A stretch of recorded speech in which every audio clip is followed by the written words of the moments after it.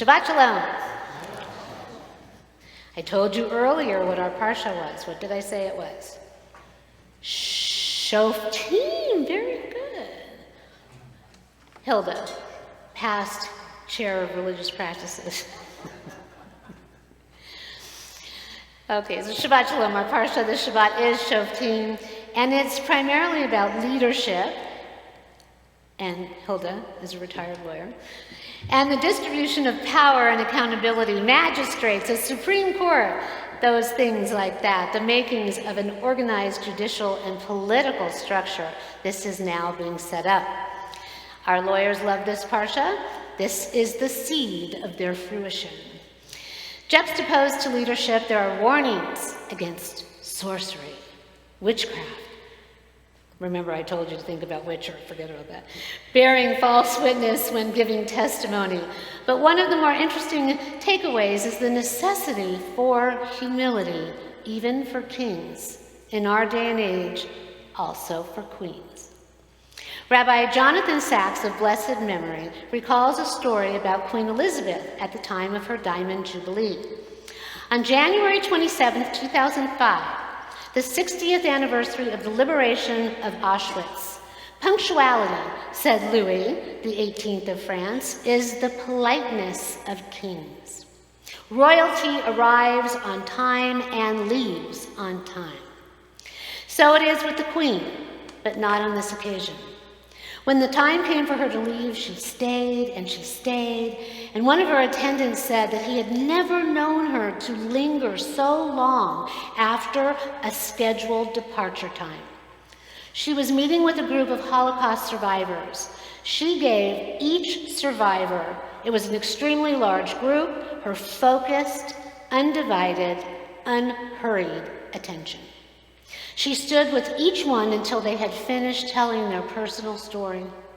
One after another, the survivors were coming to her in a kind of trance, saying, 60 years ago, I did not know whether I would be alive tomorrow. And here I am today, talking to the Queen. It brought a kind of blessed closure into deeply lacerated lives. 60 years earlier, they had been treated in Germany, Austria, Poland, in fact, in most of Europe, as subhuman. Yet now the Queen was treating them as if each were a visiting head of state. That was humility. Not holding yourself low, but holding others high. And where you find humility, there you find greatness. It is important for us to remember that being humble, thinking of others, getting outside of ourselves and our own personal drama. Anyone have drama? Brings positivity and goodness into our sphere and also into our world.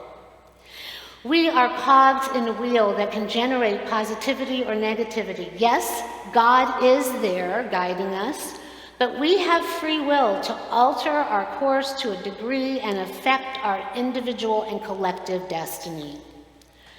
This is when God, the ultimate parent, has to stand by and watch like a parent with a toddler. Watch as we stumble and fall.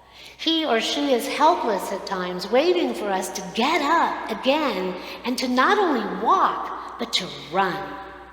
We have it within us. We just have to keep picking ourselves up and doing it again and again and again and again until we can run.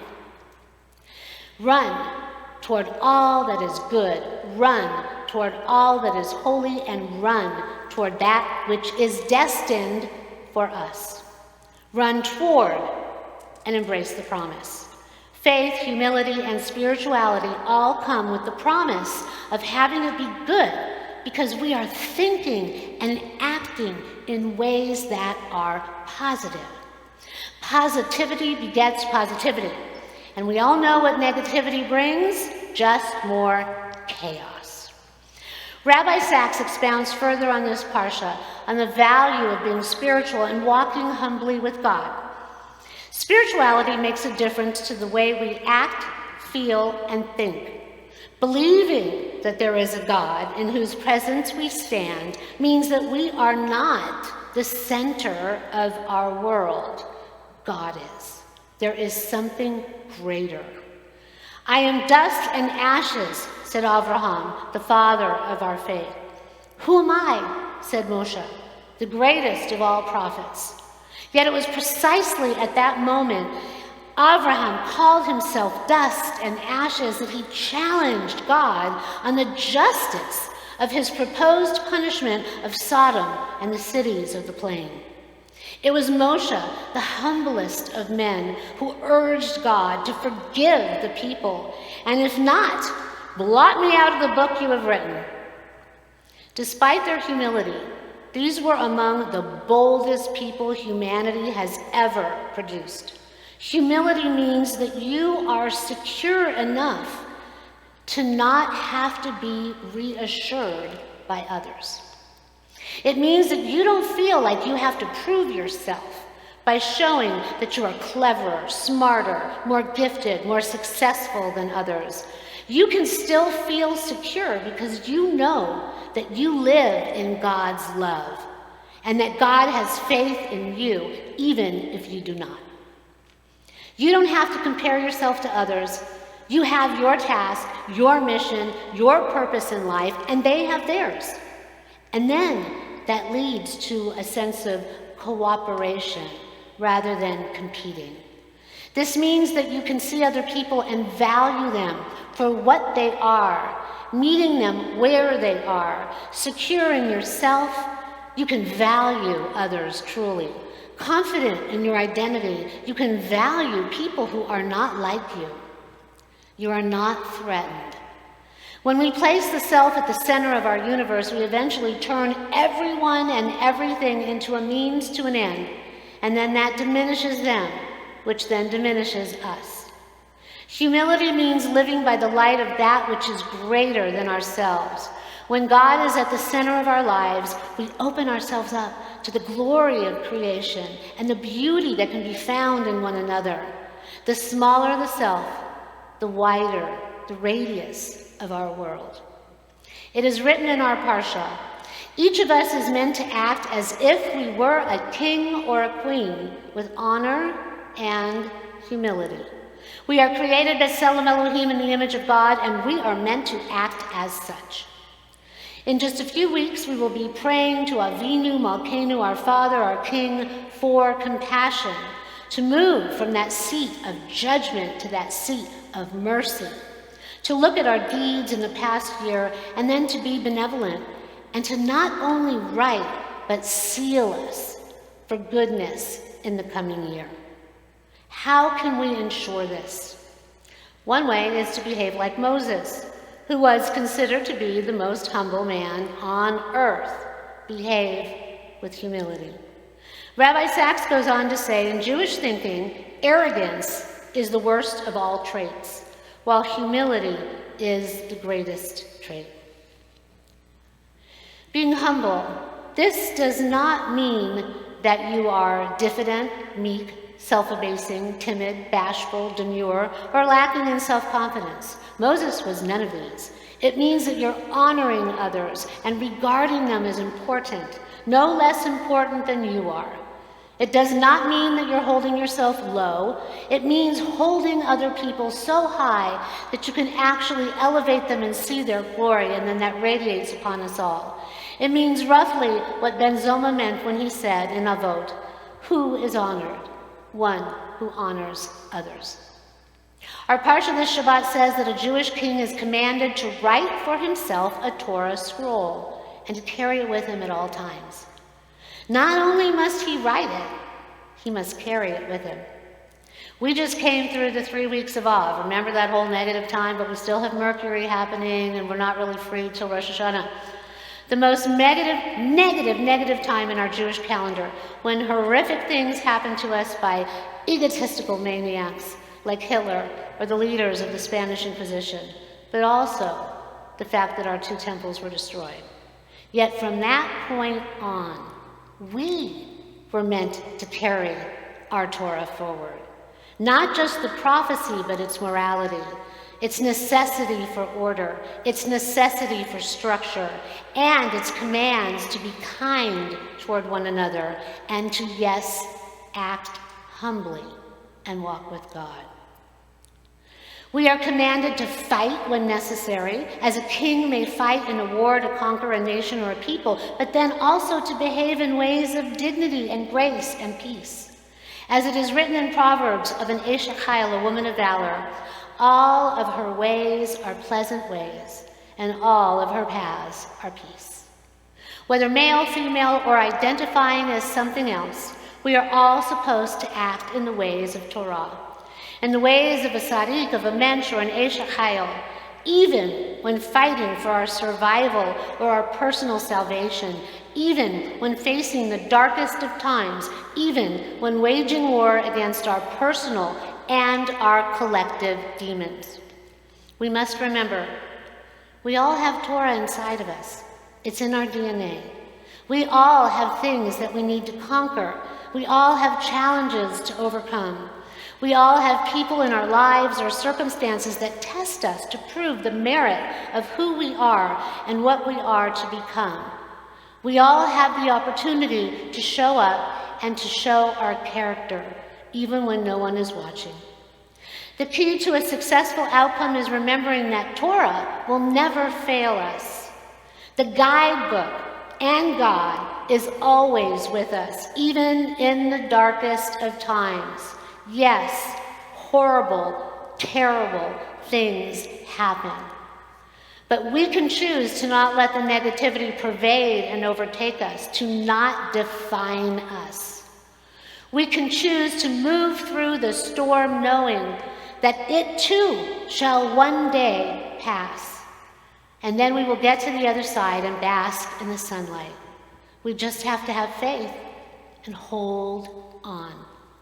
To trust that God is with us. There is some higher power with us through all of our trials and our tribulations, and for reasons that we will never know, is guiding and watching over us as our soul evolves through its journey until that point when we are called home. For some, it is earlier than others. But for the time we are here, we are meant to fight like a warrior, like King David, but to also have the love and the compassion found within his Psalms. To balance the Yetzer Hara with the Yetzer HaTov, the inclination toward evil, while we are trying and striving for that inclination to do good. And all the while, remaining mindful of the need for humility.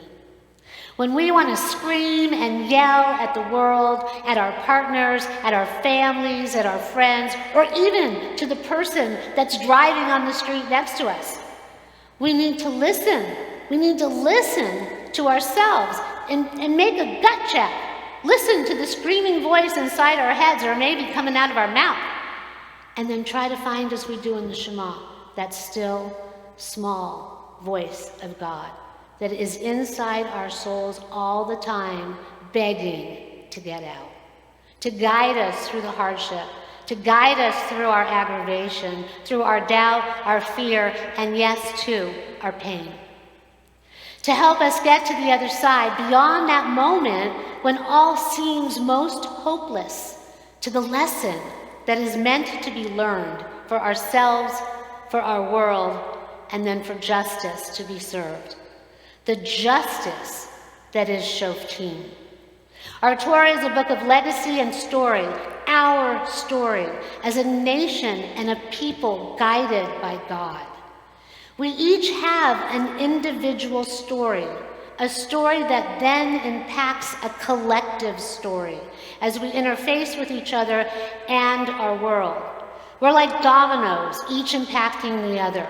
We can build something glorious, or we can trip and we can fall, and then bring ourselves and everyone else around us tumbling down. Our parsha focuses on leadership because with it comes great responsibility, but so too does our place in humanity. When times are tough, as they are especially right now, does anyone feel it? It's tough. We are defining who we are.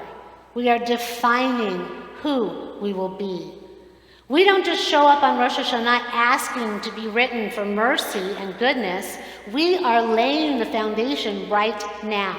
All of us here, those of you who show up and have faith, no matter where your belief or practice lies, is a testament to the oneness and the glory of that which is divine. Just by supporting each other, just by believing in yourself, just by showing up when you don't feel like it, just by supporting Temple, by being here, actions speak louder than words. Actions speak louder than words. And at this time of year, most particularly, may the actions and the words that we speak be reflective. May they be filled with humility, honest, and good intention. And may we see, as we discussed last Shabbat in Parsha Re'eh, that which we may not see in ourselves, and look to see that which we may not see in others, to reveal what we need to change and where we need to grow.